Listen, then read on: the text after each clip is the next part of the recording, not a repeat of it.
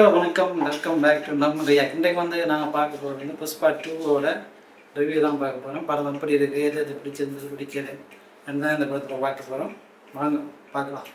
இந்த ஃபஸ்ட்டு பார்த்தீங்கன்னா முதலாவது பாயிண்ட் என்னென்னா அலுவலிச்சு தான் படத்தை ஃபுல்லாக அந்த ஷோல்டருக்கு தூக்கி கொண்டு ஷோல்டர்லேயே சுமந்து கொண்டு இருக்கிறது. அது ஃபுல்லாக அது அர்த்தமாக இருக்குது.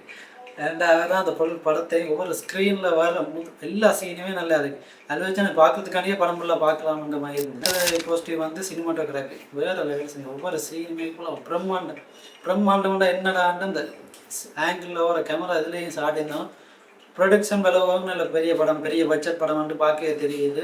மியூசிக் டிஎஸ்பி வந்து எல்லாம் கலாச்சிக்கொண்டு இருந்தாங்க. ஆனால் வந்து டிஎஸ்பி வந்து தெலுங்கு படத்துக்குன்னால புது ஒரு எனர்ஜி வந்து வேறு லெவலில் பீச்சியும் உண்மையாகவே பீச்சியாக படத்தை தூக்கிக்கொண்டே போகுது. முழு நேரம் டிஃப்ரெண்ட் ஒரு டியூனை வச்சுக்கொண்டு புஷ்பா டியூனை வச்சுக்கொண்டு அதை மாற்றி போட்ட விதமாக இருக்கும். பட் அந்த பாட்டை வச்சு மிக்ஸ் பண்ண விதமாக இருக்கும். எல்லாமே சூப்பராக இருக்குது. பிஜிஎம் வந்து வேறு லெவல், சவுண்டெல்லாம் வேறு லெவல், டோப்னு வச்சா இருந்துச்சு சவுண்டுஸே.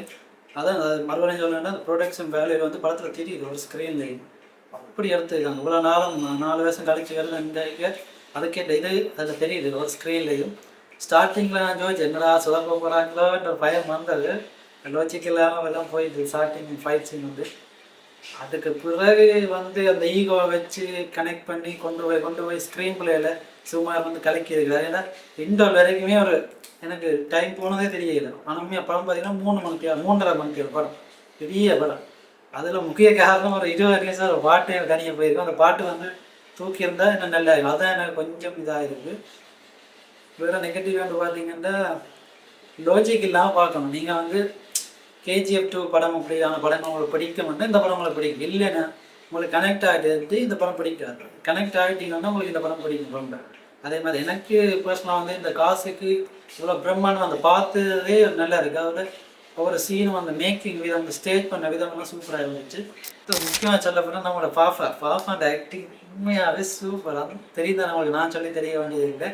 இப்போ ரீசெண்டாக வந்து எல்லா படத்துலேயும் ஒரு வில்லன் ரோல், ஒரு வித்தியாசமான ரோல் கொடுக்கறதாலும் அதுக்கேற்ற மாதிரி அவர் செய்தார். அதில் வந்து பாப்பா வந்து அது என்ன சொல்கிறது, ஒரு நகைச்சுவை இல்லை. அவர் சிரிப்பு காட்டையே சிரிப்பு வருது. அதை நான் கோவப்படைக்க எங்களுக்கு பயமாக இருக்குது. இப்போ ரெண்டையும் பேலன்ஸ் பண்ணி செய்திருக்காரு. உண்மையாகவே வரல. அப்புறம் அவருக்கு புஷ்பாவுக்கு உள்ள இதுதான் இந்த படத்தை இண்டோர் வரைக்கும் ஊட்டிக்கொண்டு போனோம். அதுக்கு பிறகு வேறு மாதிரி போகுது படம். ஆனால் இருந்தாலும் எனக்கு என்ன பொறுத்தவரை அது எனக்கு கொடுத்த ராசிக்கு வேர்த்தாக தான் இருந்தது படம். வேறு நெகட்டிவ் பாயிண்ட் வந்து எனக்கு பார்க்க அந்த பாட்டு நான் முதல் சொன்ன மாதிரி அந்த ஒரு பாட்டு ஒன்று வருது. அந்த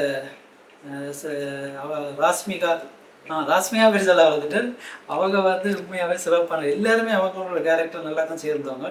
ஆனால் வந்து எங்களுக்கு முன்னுக்கு தெரியல வந்து அலுவலகம் தான். யார் வந்து இப்போ வேறு பேர் நடித்தா கூட எனக்கு வந்து முன்னுக்கு புஷ்பா கேரக்டராக வந்து நிற்கும். இனி வந்து வேறு பாடி லாங்குவேஜ் மாற்றலுமா தெரியல. அந்த ஐகானிக் ஸ்டார்ன்னு கொடுத்ததுக்கு ஏற்ற மாதிரி அவர் செய்ய இருக்கிறார். பட் கேரக்டர் கடைசி ஃப்ரேம் வரைக்கும் அவர் அழுகிற சீன்லாம் இருக்கலாம், ஃபைட் சீனாக இருக்கலாம், அதாவது முராட்சி பார்க்குற கோப்பர் எல்லா சீன்லேயும் பட் இந்த மனுஷன் இப்படி நடிக்க வேண்டிய எனக்கு ஆச்சரியம் ஆகிட்டு அப்படி நடிச்சிருந்தார். அந்த கேரக்டராக வாழ்ந்துட்டார். வெளியில் போய்க்கே கழுத்து தூக்கணும் தெரியாதுன்னு நினைக்கிறேன். அந்த மாதிரி இருந்துச்சு.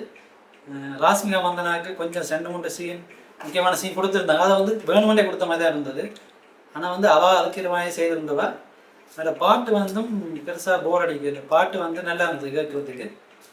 பாட்டு வந்து அந்த நான் சொன்னேன் எந்த நெகட்டிவ் வேண்டாம் பாட்டு தானே. ஏன்னா 2 பாட்டு சேர்த்து ஒரே இடத்துல வச்ச மாதிரி இருந்துச்சு. அந்த உங்களுக்கு தெரிஞ்ச படம் பார்த்தா அந்த பாட்டை கொஞ்சம் தவிர்த்துக்கலாம். ஒரு பாட்டை வட்டிக்கலாம்.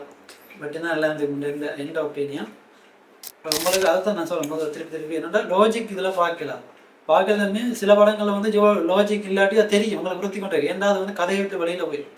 இந்த படத்தில் எங்களுக்கு அந்த என்ன சொல்றது ஹீரோ வந்து அவரால் இதெல்லாம் பண்ண முடியுமென்ற ஒரு நம்பிக்கை வேற வைக்கிது. அந்த கேரக்டர் ஆர்க் அந்த இதை செய்யலாம், அவங்களாலும் செய்ய முடியுமென்று.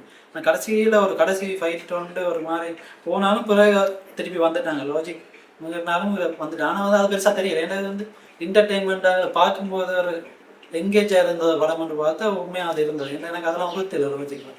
இதெல்லாம் தான் இந்த தனிப்பட்ட கருத்து. நீங்கள் படத்தை போய் தியேட்டரில் பாருங்க, பார்த்து உங்களோட கருத்து நீங்கள் பொம்மனில் போடுங்க. நன்றி, வணக்கம். அந்த வீடியோ பிடிச்சிருந்தா லைக் பண்ணி சப்ஸ்கிரைப் பண்ணி ஷேர் பண்ணுங்கள் உங்கள் ஃப்ரெண்ட்ஸுக்கு.